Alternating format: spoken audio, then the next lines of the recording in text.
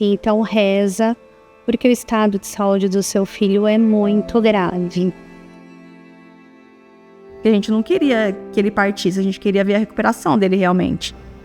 A gente teve vários momentos difíceis, mas a gente teve muitos momentos emocionantes lá na UTI com o Nicolas. Eu vi que haveria muitos obstáculos, né? Por conta da deficiência biomecânica que o Nicolas apresentava. E desespero ao mesmo tempo, meu caçula tava com 98% de óbito. Foi uma corrida contra o tempo que tivemos que adotar na UTI na tentativa de salvar a vida do Nicolas. Eu vi o Nicolas de um jeito que, humanamente falando, não teria jeito. Humanamente falando.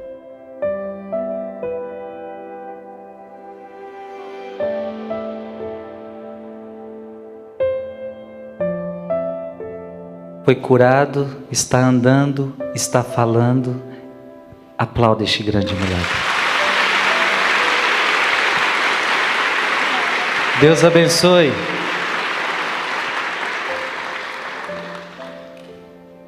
Amém. Eu quis trazer esse testemunho porque o Santíssimo Sacramento estava ali, vocês viram? Na UTI, 98% falecido. Esse menino ressuscitou praticamente. Ou a gente acredita, ou a gente está perdendo há muito tempo.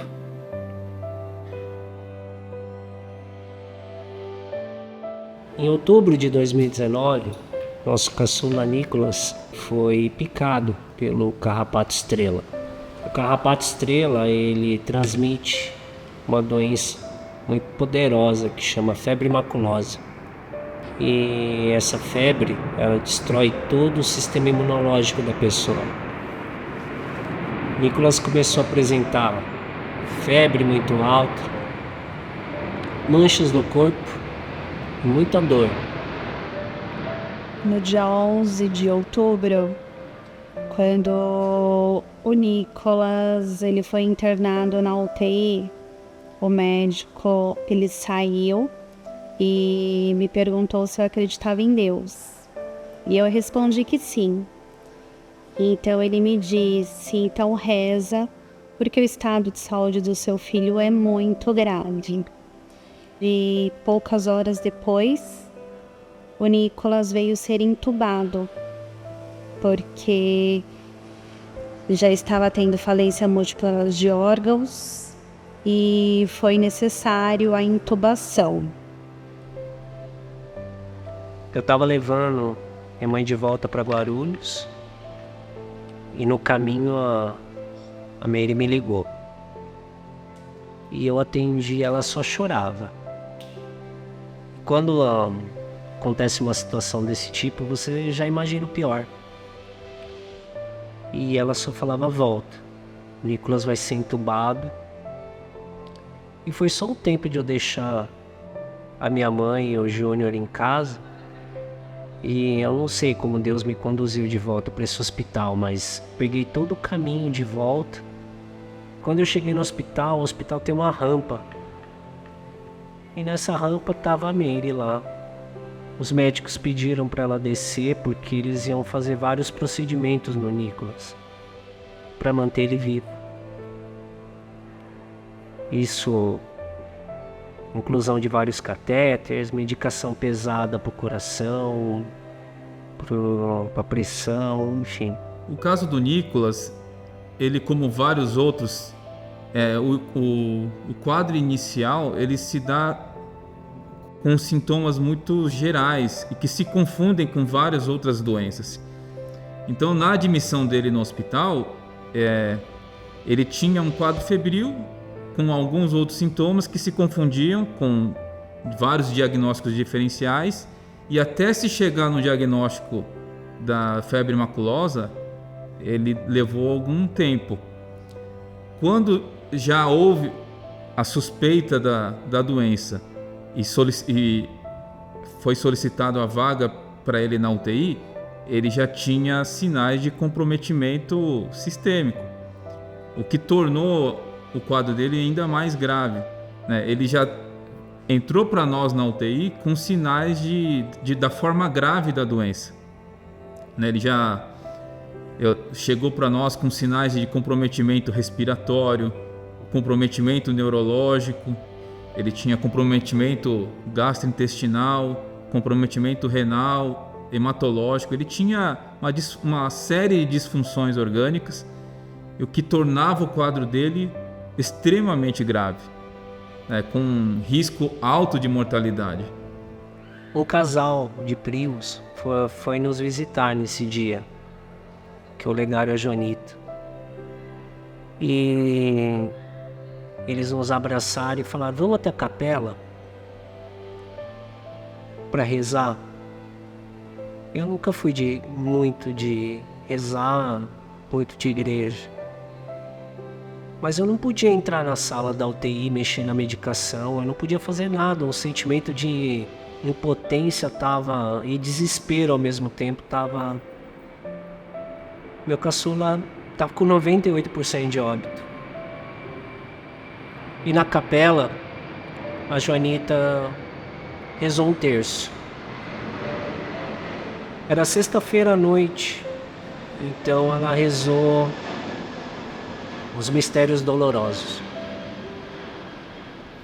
Eu nunca tinha entendido como que funcionava o terço, mas de todas aquelas ave-marias, aquele Pai Nosso que a gente rezou, teve um significado diferente, porque quando a Joanita narrava, né, ela contemplava os mistérios, ela falou do primeiro, da agonia de Jesus. Eu meio que me identifiquei, porque eu estava vivendo um momento de agonia terrível, onde Jesus sabia que ia ser crucificado, mas ele se entregava. E ficava: gente, eu não estou preparado para entregar meu filho. Hoje eu consigo ver isso, na época não. Mas quando acabou o terço, a Joanita falou assim: Nossa Senhora, amanhã, que é o dia das crianças e seu dia, por favor, interceda pelo Nicolas, a cura dele. Aí eu olhei no relógio da Meire e não era amanhã, era meia-noite. Eu entreguei para Nossa Senhora meus pedidos de oração. À noite do sábado, o médico me chamou. E ele falou: Seu Fábio, o estado do Nicolas é muito grave. E eu não tenho uma boa notícia, mas o rim do Nicolas, ele parou. E nós do hospital aqui não temos o equipamento apropriado de diálise da idade do seu filho. Só para um recém-nascido ou para um adolescente. Então eu queria estudar com o senhor uma transferência para um outro hospital que esteja preparado, que teu convênio atenda. Dentre os vários parâmetros clínicos que nós controlamos para avaliar a estabilidade do paciente, entre eles a oxigenação, saturação, a pressão arterial média do paciente, dentre todos esses fatores, a diurese, que é a quantidade de urina que o paciente faz, que também é monitorada de forma contínua, é um dos parâmetros que são importantes para avaliar a viabilidade do funcionamento renal, né? E é um indicativo de estabilidade do paciente, ele manter um débito urinário satisfatório. E nas primeiras horas do paciente internado, realmente ele não estava tendo um volume urinário satisfatório. E isso é muito preocupante. Então, em cima dessa condição, nós lançamos mão de outros medicamentos, de outros suportes, para tentar estabilizar o paciente como um todo. A diurese é só mais um dos fatores que nós monitoramos, mas dentro de outros vários, né, dentro do quadro clínico do paciente. E realmente, na falência urinária, assim, do paciente, às vezes nós precisamos lançar mão de uma terapia substitutiva. No caso dele, teria que ser uma hemodiálise. E eu não conseguia ficar na sala da UTI, porque o Nicolas ele estava com tanta medicação, ele estava inchado, e eu não conseguia ver isso. A Mary ficava mais com o Nicolas lá na sala da UTI. O padrinho do Nicolas, o Ed, ele também nos ajudou muito. O Ed chegou e ele começou a revezar com a Mary o período lá em cima para a Mary poder descansar. Cada vez que a Mary saía da UTI, eu percebi como que um casal tem que se apoiar, porque com certeza foi o momento mais doloroso das nossas vidas e várias vezes a Mary, ela precisava de uma força. Nesse sábado à noite, ela saiu daquele... A gente ficava na sobreloja do hospital. A hora que ela chegou chorando, ela estava querendo desistir. E eu peguei e falei para ela: olha, você sempre tentou me levar para a igreja e ter fé. Nosso menino tem 2% de chance de sobreviver. Eu conheço ele, ele é guerreiro. E ele vai pegar esses 2%. Então você não me abandona. O que a gente pode fazer é rezar. E nós vamos rezar.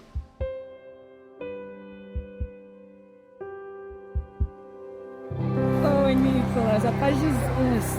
Sou a irmã Elizabeth, carmelita mensageira do Espírito Santo. Estou aqui para te falar que nós estamos rezando muito por você.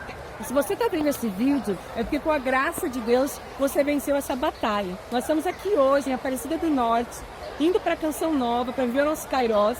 E eu queria que você soubesse que você é um dos motivos do nosso Kairos, você é um dos motivos das nossas orações, porque nós acreditamos no milagre de Deus na sua vida. Deus tem um plano de amor e salvação para você, para seus pais, para sua família.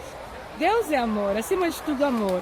E Deus é presença, Ele está presente na sua vida. Quero te ver, quero te dar um abraço, quero ver o seu sorriso. Tenha certeza, Deus está à frente e Maria Santíssima está ao teu lado te cuidando. Você é um vitorioso, Nicolas, você é um vitorioso.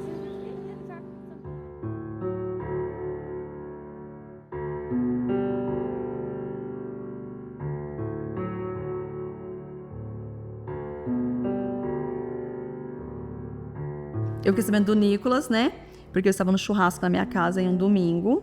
E o churrasco ia ser com a equipe de enfermagem da UTI pediátrica. E nesse dia, uma funcionária, ela tinha cuidado do Nicolas na unidade de internação. E ela falou: Cleide, hoje eu cuidei de uma criança e ele vai para a UTI. Uma criança que está grávida, ninguém sabe o que ele tem.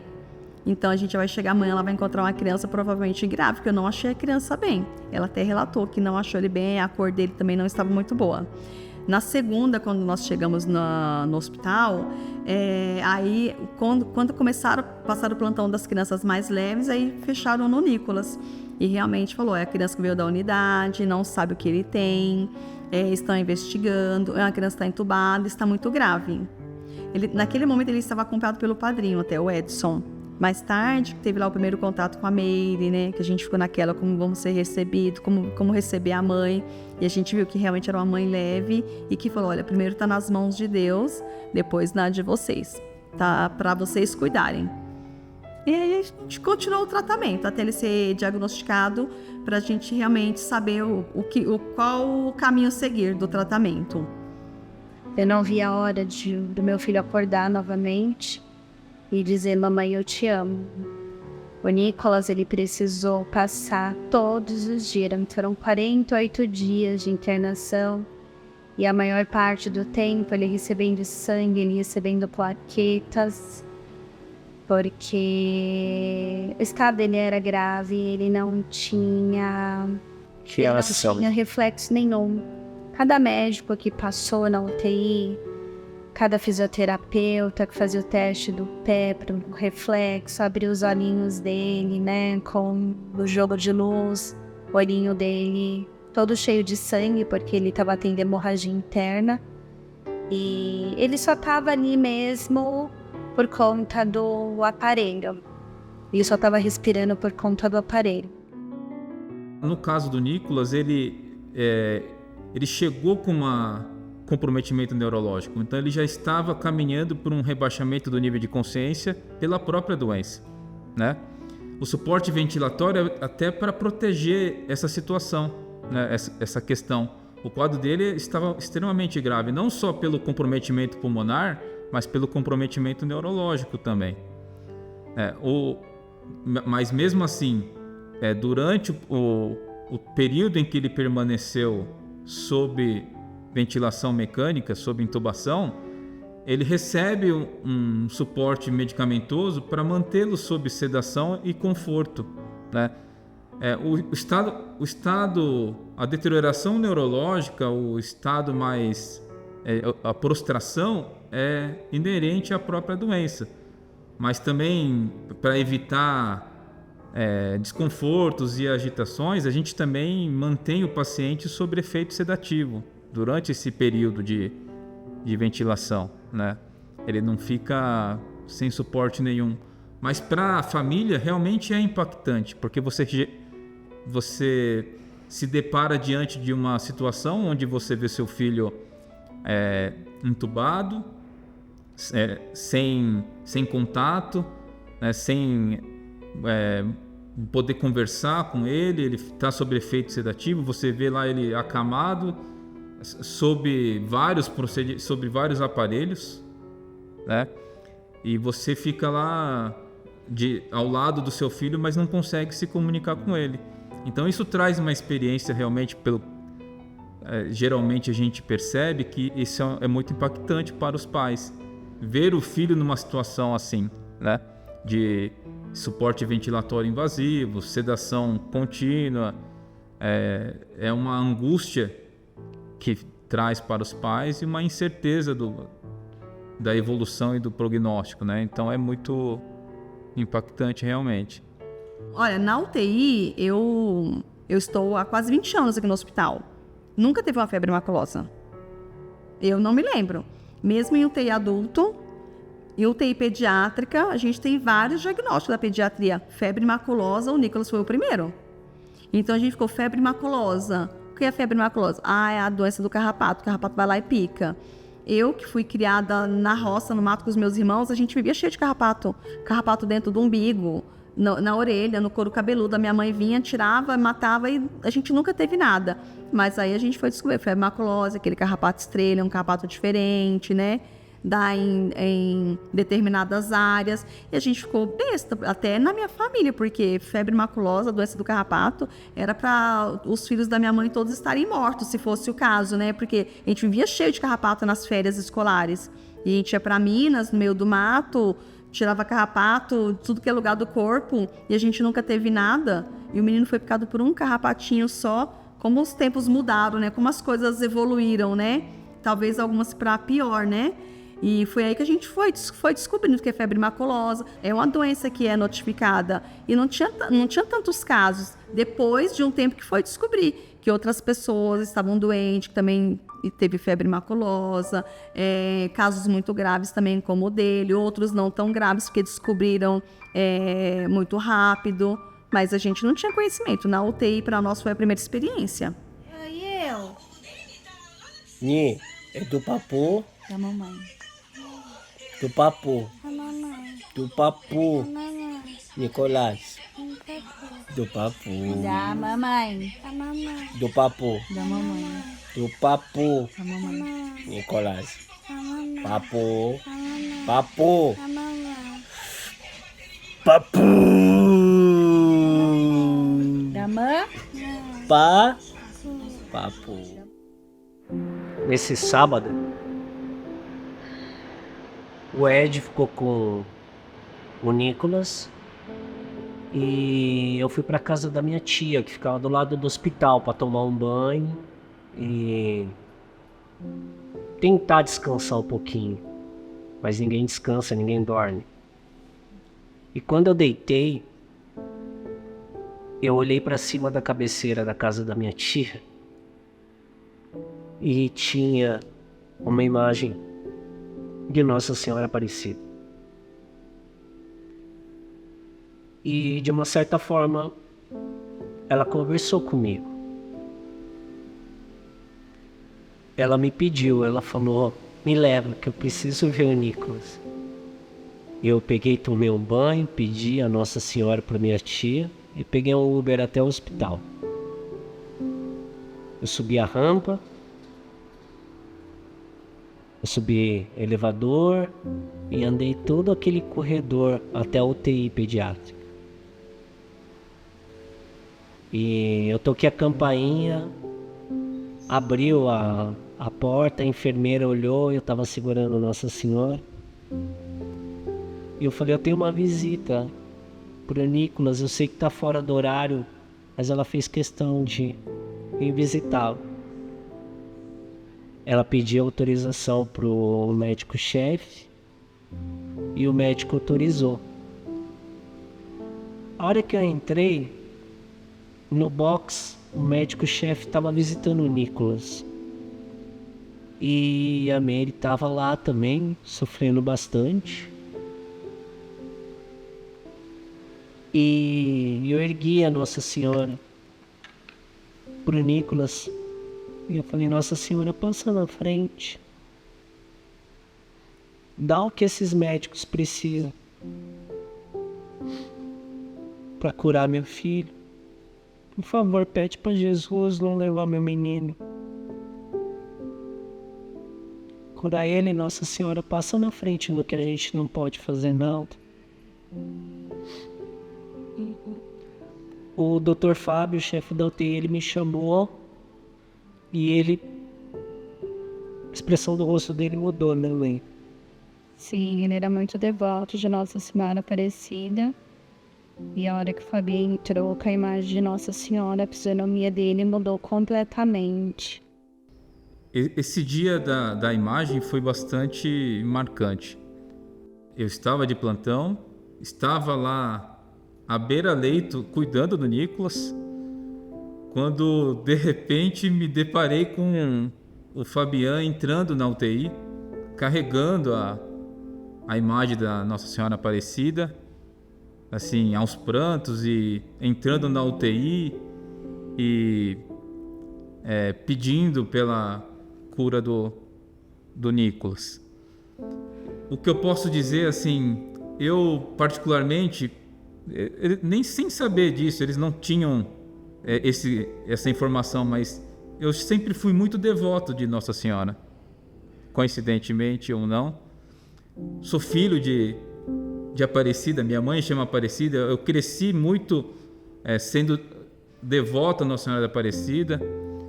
E quando eu vi aquela imagem, quando eu vi nas mãos do Fabian, aquilo me trouxe uma energia e uma confiança inexplicável. Eu senti, talvez, naquele momento que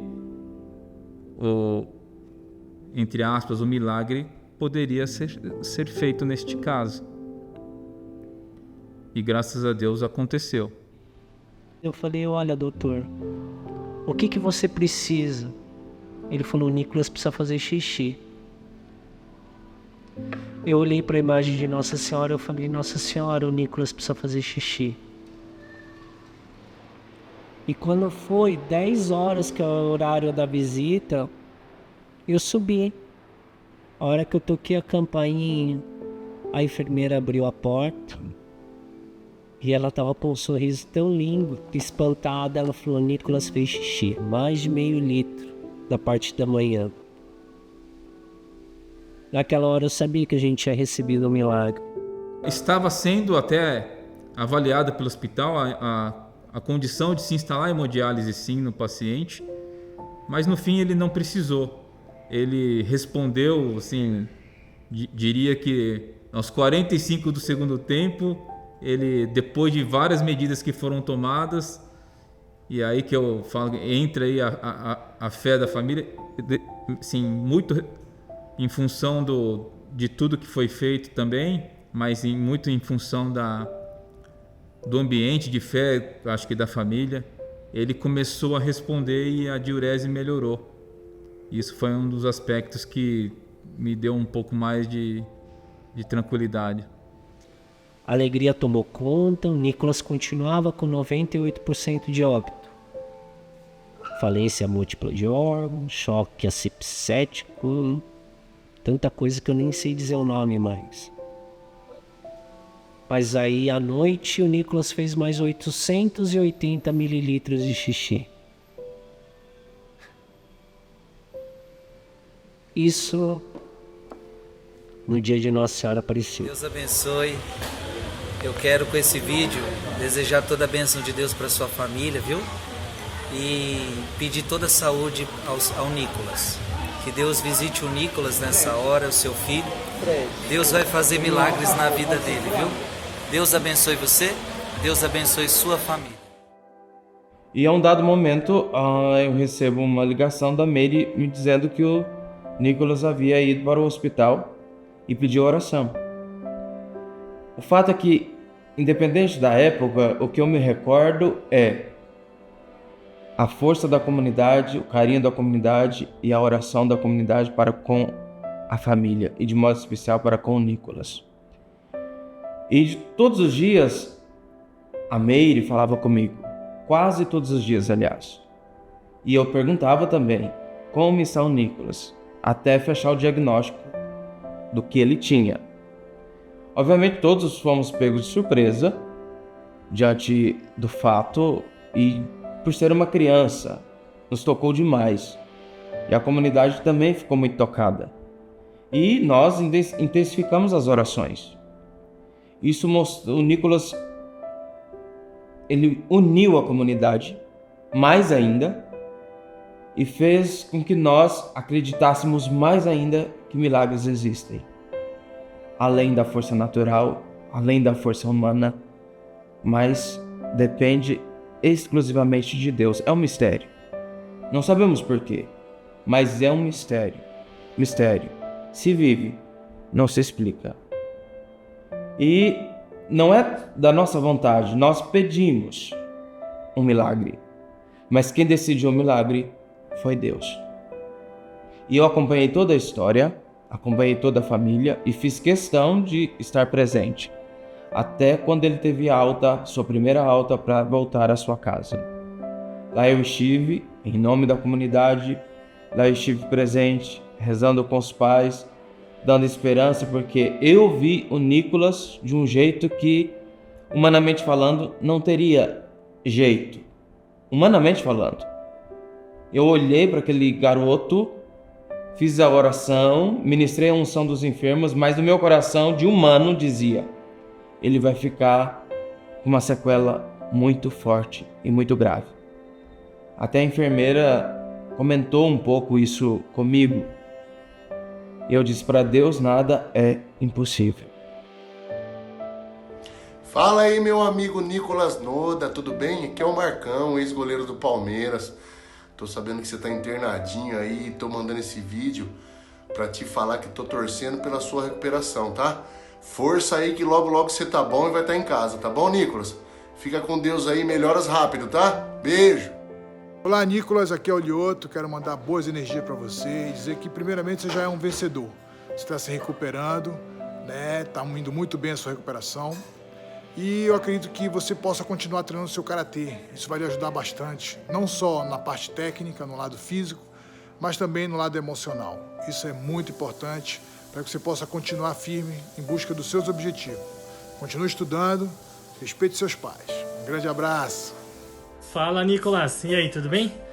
Aqui é o Hugo Oyama, amigo de seu pai. Tá internado aí? Mas logo logo você sara. Você melhora, volta pra casa, tá? E volta a ser a alegria de todo mundo aí também, beleza? Mas força aí, hein? Faz tudo o que você tem que fazer, tá bom? Bastante confiança, tá? Com muita alegria aí. Eu sei que é difícil, mas logo logo isso aí passa, beleza? Valeu, hein? Abração. E todos os dias o Nicolas vinha lutando diariamente para sobreviver. O padre Ricardo foi me levar a Eucaristia na UTI e ele abriu a Eucaristia no peito do Nicolas. Eu me ajoelhei para receber a Eucaristia e o Nicolas abriu os olhos para o padre Ricardo. Foi o ministro também de Jardim Bom Pastor, da Igreja Jardim Bom Pastor, levou a Eucaristia e foi um dos momentos que o Nicolas também abriu os olhos. Então, entubado. O Nicolas, ele lutou muito pela vida dele. O Nicolas teve alta no dia 27 de novembro, dia de Nossa Senhora das Graças. Em regime home care, o Nicolas não tinha nenhum movimento do corpo, controle de corpo, ele usava órtese no pezinho dele, e os médicos não tinham um prognóstico bom. Falaram que o Nicolas, difícil ele voltar a andar, falar. O Nicolas se alimentava por sonda GTT.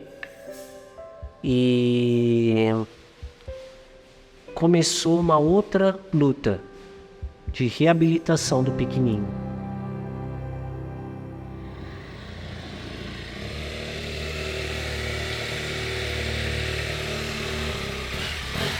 Um dia eu fui acionado pela empresa, né, para assumir uma criança, e nesse momento eu estava com a agenda ainda um pouco lotada e eu não tinha tanto interesse em assumir, né? Mas uma colega, que é a profissional dessa empresa, me ligou novamente insistindo, né? Até então eu tinha visto o pedido dela via aplicativo, né?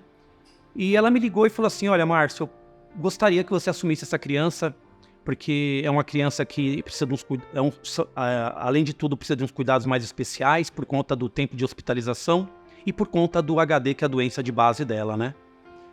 E eu tentei de todos os modos não assumir, porque realmente eu estava com a agenda no momento que não era viável. Mas quando ela me enviou via WhatsApp a história da criança, eu acho que ela entendeu por que ela queria que eu atendesse, né? Porque era uma criança que realmente ficou um certo tempo hospitalizada, criou bastante disfunções cognitivas e mecânicas, biomecânicas, e ela sabia do meu potencial como profissional na área, né, para atuar com esses perfis de pacientes. E eu assumi. Mas até então eu ainda não tinha né, eu não queria, né? Eu tinha que realmente ir na residência, ver o paciente, e foi o que eu fiz. E o que era, sabe, parece que foi tudo, parece que a criança tinha que ser minha, o Nicolas Noda tinha que ser meu paciente, porque ele era vizinho, né, da onde eu moro hoje, moro até hoje, eles também. E aí quando ela mandou o endereço, e como eu trabalho para essas empresas, a gente acostuma, hoje não mais, mas a gente costuma ir para trabalhar São Paulo inteiro, né? E aí eu liguei pro pai, fiz a visita. E engraçado que quando eu cheguei na residência, como é de padrão, a gente encontrou uma família muito preocupada, muito ansiosa. E aí eu ando de moto, né? E eu cheguei como eu ando normalmente, né? Jaqueta, joelheira. E aí o pai olhou pra mim e falou assim: meu Deus, né? Depois de tudo que eu passei no hospital, né? Como eu vou... será que é isso mesmo que eu vou ter dentro da minha casa, né? Mas aí o pai me levou pro escritório lá, né? E para bater o papo, né? Para passar o caso, mas eu já sabia de tudo, né? Porque eu tinha recebido o histórico do Nicolas. Eu te levanto. Tá, vai. Eu te... Filho. Nicolas recebeu profissionais maravilhosos. Deus mandou anjos para cuidar dele. O fisioterapeuta Márcio, que apareceu em casa, montado numa moto, jaqueta de couro. Eu imaginava alguém de jaleco. Eu fiquei até assustado. Mas ele bateu o olho e ele falou: fisioterapia dói. Seu filho vai gritar, seu filho vai chorar. Mas até o final do ano eu vou fazer ele andar. Fica tranquilo que eu vou botar seu filho para andar. Só foi isso que eu me lembro, né? Meramente foi isso que eu falei para ele. Não sei se foi com essas palavras, mas eu quis dizer isso. Fique tranquilo que eu vou colocar seu filho para andar. E fui embora, né? Nem olhei a criança nesse dia, se eu não me engano. Acho que eu não olhei, já era tarde. Na verdade, eu vim à noite aqui, nesse primeiro dia. E aí, acho que no segundo dia eu retornei para atender o Nicolas. Aí, realmente, vias de fato, né? Aí eu vi a criança. Eu vi que o Nicolas, ele estava com a síndrome do imobilismo destacado ali, né? Ele ficou muito tempo parado, foi entubado, então ele herdou várias disfunções biomecânicas, ele veio com um retardo neuropsicomotor. Eu não tive opção, eu tinha que abraçar essa criança, né, com todo o meu conhecimento, com tudo que eu tinha de ferramenta para tratá-lo, porque era uma criança que estava numa fase de desenvolvimento bacana pela idade dele, né? Então ele precisaria de muito estímulo, que foi o que eu dei. Só que tem um problema, né? O Nicolas, ele tinha uma resiliência no início para o tratamento, porque realmente ele estava com retardo, né, do desenvolvimento neuropsicomotor. Então, para ele ali, parece que aquele momento que eu abracei o Nicolas, parece que ele tinha nascido, ele tinha chegado aqui no planeta Terra, né? Porque ele ficou adormecido, só que ele ficou adormecido doente. Ele não tinha controle de tronco, o Nicolas ele não conseguia nem engolir a saliva, né? Graças a Deus o Nicolas não foi entubado, ele não foi traqueostomizado, porque seria uma outra barreira enorme para a gente conseguir desmamar ele, né? Que é uma outra situação da fisioterapia na residência, que é o desmame da traqueostomia, mas não foi o caso. E o Nicolas ele gritava muito e chorava muito. Só que eu tinha já combinado com a família. Eu falei assim, olha, fisioterapia infelizmente gera dor, né? Claro que é uma dor dentro do limite do paciente, nós não vamos fazer nada além disso. Fisioterapia é chato, principalmente para criança, né? Por mais que a gente tente burlar com brincadeiras lúdicas, mas é chato porque é uma criança que estava no momento de despertar o seu corpo e de repente travou.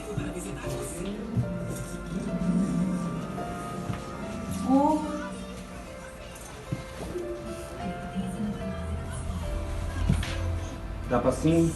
Dá? Vem. Isso. Quando a Mary mandou o vídeo desse fisioterapeuta para nós pela primeira vez, eu assisti junto com a fisioterapeuta, a Tatiana, e nós ficamos enlouquecidos. Gente, não tem explicação. Como que acharam esse físio? Ele não é um físio qualquer, ele é o fisioterapeuta, ele é o cara. Como? Então é tudo, tá vendo? Até aí tá a fé. Até na hora de achar um fisioterapeuta, acharam o melhor.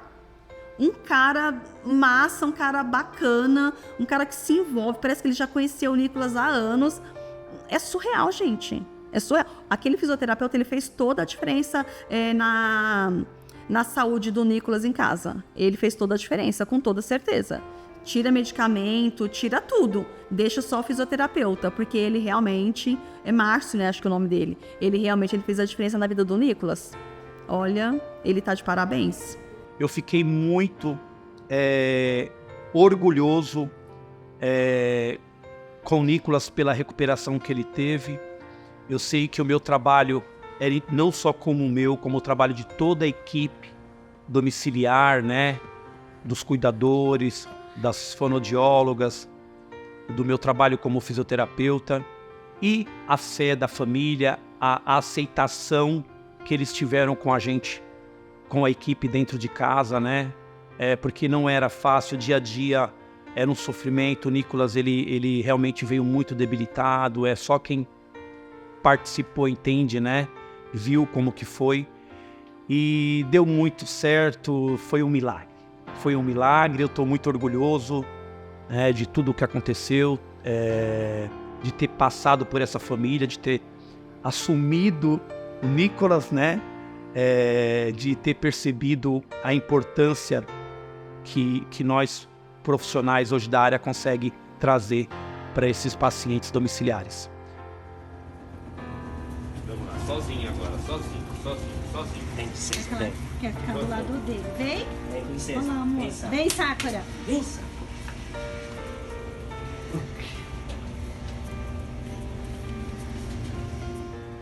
Foi no dia 25 de dezembro de 2019.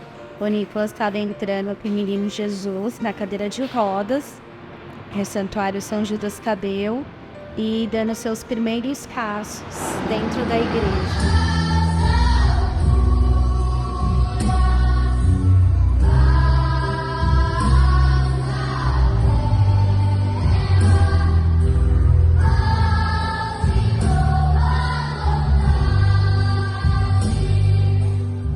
E, obviamente, com aquela entrada do Nicolas ali, foi algo, não tinha nada combinado, foi de última hora, ele apareceu, e aí a comunidade percebeu e eu percebi, falei, vamos testemunhar agora. É agora que nós vamos testemunhar o poder de Deus na vida das pessoas, de modo especial na vida do Nicolas. E ele ali um pouco debilitado, mas eu sabia que ali Deus já estava trabalhando. E a comunidade, quando eu digo se uniu mais em termos de orações, né? Ela se compadeceu mais em orações, mais e mais intensificado, porque todo mundo se comove com criança. E era a festa do Natal, era o menino Jesus, e na verdade o Nicolas se tornou um menino Jesus que entrava ali. Aquela cadeira de rodas se tornou uma manjedoura. E nós todos, o céu, as estrelas, contemplando a maravilha do nascimento de Deus que estava ali. O nascimento da esperança, o fruto da oração, da perseverança, da constância. E essa foi a grande impressão que deixou para nós. Nicolas, ele passou por vários profissionais, fisioterapeuta, neuropsicopedagogo, fez tratamento na CD, fonoaudiólogo, e cada profissional teve o seu milagre em particular para poder compartilhar com o Nicolas. Hoje ele está aqui, bem, estudante, dando trabalho na escola, né, Ni? E o nosso padre, o Elson, no momento que o Nicolas estava mais crítico no hospital, entubado, ele me disse, o Nicolas, um dia ele ainda vai ser meu coroinha. E hoje o Nicolas é o servo de Deus, ele é o coroinha do Padre Elson.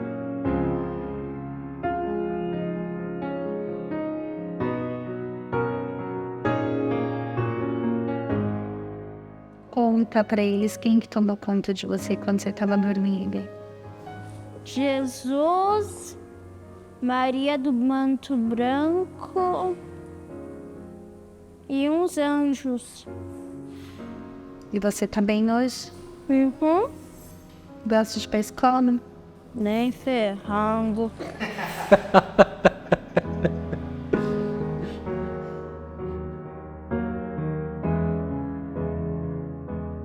A gente faz a romaria sempre para poder agradecer. A Mary fez a romaria caminhando. O Nicolas, ele pediu para levar a Nossa Senhora nas costas, uma mochilinha que tinha Nossa Senhora, e ele andou 4 quilômetros, rezando, agradecendo a Nossa Senhora pelo milagre da vida dele. Eu te levantarei, filho amado, filho querido, você é amado, você é querido. Canta Santa Bárbara! Eu te levantarei. Eu te levantarei. Deus, ele consegue, de uma coisa tão ruim, transformar em uma história muito linda e uma coisa maravilhosa, várias.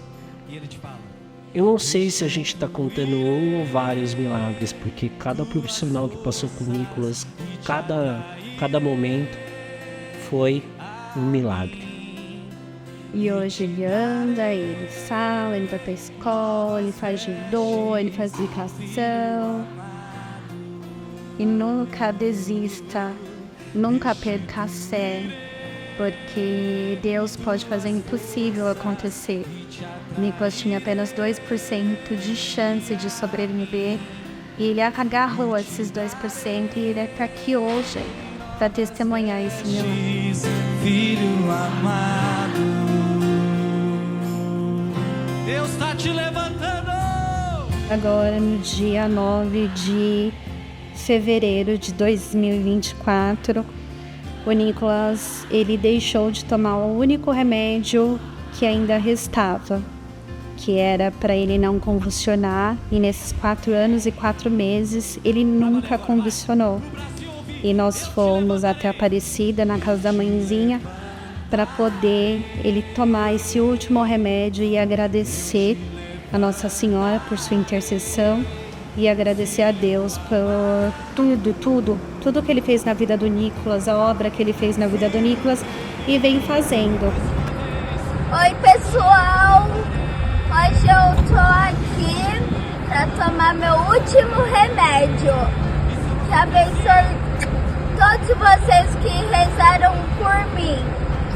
Um beijo enorme no coração de vocês. E fez com que nós acreditássemos mais ainda que milagres existem. Além da força natural, além da força humana, mas depende exclusivamente de Deus. É um mistério. E milagre a gente testemunha, sempre. Não testemunha para nós nos engrandecermos, tanto que o Nicolas fala pouco, mas para engrandecer o nome de Deus, que realizou um milagre em nós através de uma intercessão. Mas quem decide, mais uma vez eu digo, é sempre Deus. O que nós podemos fazer é pedir, louvar e agradecer. Que Deus trabalha sempre. Deus é bom o tempo todo. E Deus tão maravilhoso e Nossa Senhora permite que a gente hoje esteja aqui contando essa história para vocês. Deus abençoe a todos. Deixa Deus te levantar.